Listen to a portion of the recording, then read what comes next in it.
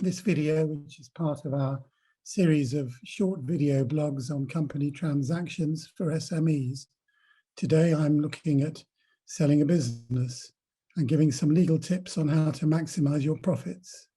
Basically, the same principles will apply to most types of SME, whether they be shops, restaurants, e-commerce, service industries, or pubs and hotels.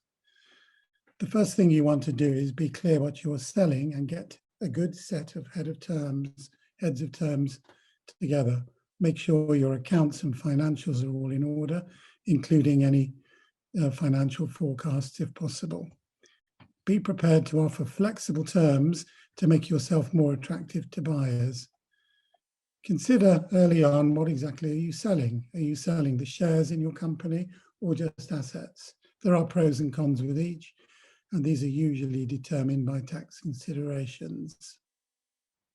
So take tax advice at an early stage of the transaction.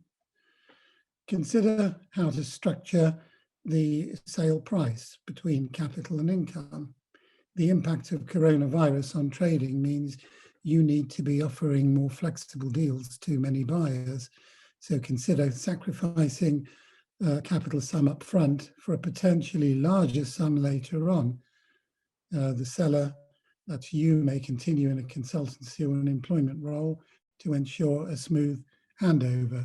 Consider an earn-out arrangement, which would give you, the seller, future compensation out of profits. Or alternatively, consider entering into a joint venture with the buyer so that the risks of future trading can be shared.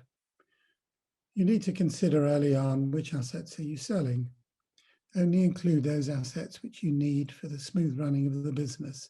So you might want to hive off, for example, a valuable freehold or a long leasehold property. You may consider reducing the workforce to make the business more attractive, but you need to be very careful how this is done, since the TUPE regulations of 2014 will apply and employees will be transferred to the new business. But there are exceptions where there is an economic, technical, or intending change to the workforce.